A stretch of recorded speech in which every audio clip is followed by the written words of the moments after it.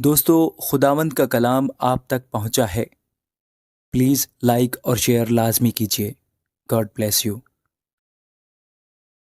یوئیل تیسرا باب۔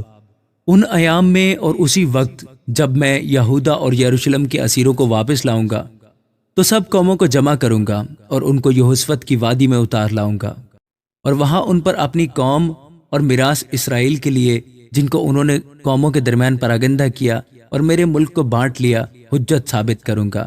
ہاں، انہوں نے میرے لوگوں پر کرا ڈالا اور ایک کسبی کے بدلے ایک لڑکا دیا اور میں کے لیے ایک لڑکی بیچی تاکہ میں خوری کریں۔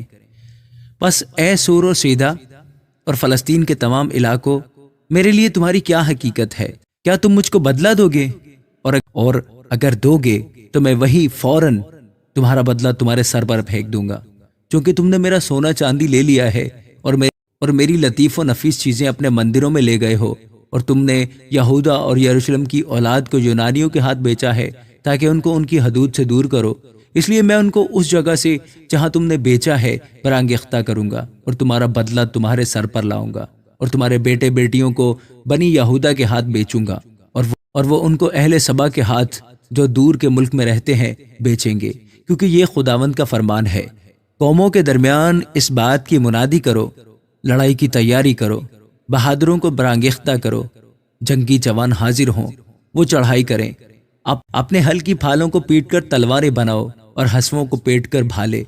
کمزور کہے کہ میں زور آور ہوں۔ اے ارد گرد کی سب قوموں، جلد آ کر جمع ہو جاؤ۔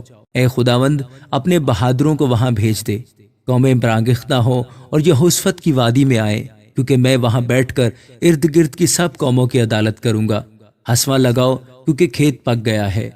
آؤ روندو، کیونکہ حوض لبالب اور کولہو لبریز ہیں، کیونکہ ان کی شرارت عظیم ہے۔ گروہ پر گروہ انفصال کی وادی میں ہے، کیونکہ خداوند کا دن انفصال کی وادی میں آ پہنچا۔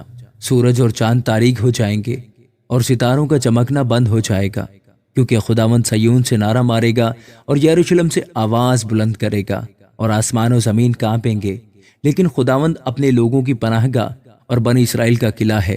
بس تم جانو گے کہ میں خداوند تمہارا خدا ہوں، جو صیون میں اپنے کوہ مقدس پر رہتا ہوں۔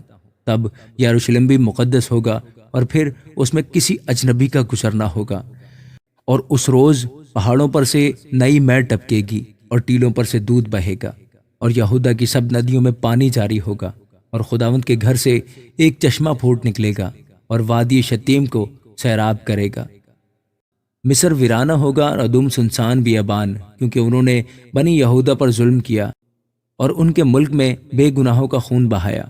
لیکن یہودا ہمیشہ آباد اور یروشلم پشت در پشت قائم رہے گا، کیونکہ میں ان کا خون پاک قرار دوں گا جو میں نے اب تک پاک قرار نہ دیا تھا، کیونکہ خداوند صیون میں سکونت پذیر ہے۔ آمین۔